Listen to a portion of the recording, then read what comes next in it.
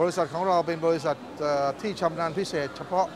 เครื่องจักรงานแปรรูปโลหะแผ่นครับเครื่องที่ยัง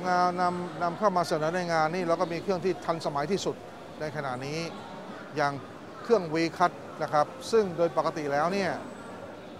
เครื่องที่เห็นเนี่ยนะครับเราจะมีคุณสมบัติพิเศษคือเราสามารถทำงานในขณะที่ทำงานปกติเครื่องพับทำงานปกติไม่ได้แต่เราสามารถทำงานที่มีความเรียบร้อยและก็ประหยัดมีความสวยงาม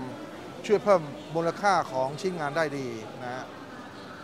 แล้วเครื่องที่เห็นอีกอันหนึ่งเนี่ยเครื่องที่เห็นอยู่ข้างหน้านี้เป็นเครื่องตัดเครื่องพับขนาดใหญ่ซึ่งใช้ในงานอุตสาหกรรมซึ่งเป็นเครื่องที่คุณภาพดีราคาประหยัดในงานนี้เราก็ยังมีเครื่องอย่างอื่นๆที่นำมาเสนอนะครับก็ยังมีเครื่องขัดผิวโลหะแผ่นสำหรับเครื่องขัดผิวโลหะแผ่นนี้จะอยู่ทางด้านหลังนะครับซึ่งเรามาโชว์ครบวงจรเลยถ้าผู้ใดสนใจสามารถที่จะ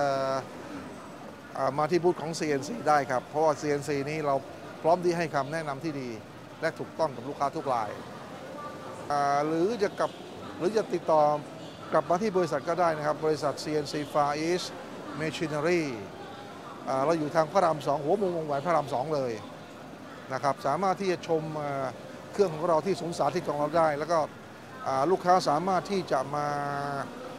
ศึกษาที่เราได้โดยที่เราให้ความรู้ที่ถูกต้องกับลูกค้าก่อนจะซื้อเครื่องด้วยเพื่อให้ลูกค้าจะได้เครื่องที่ถูกต้องตามต้องการได้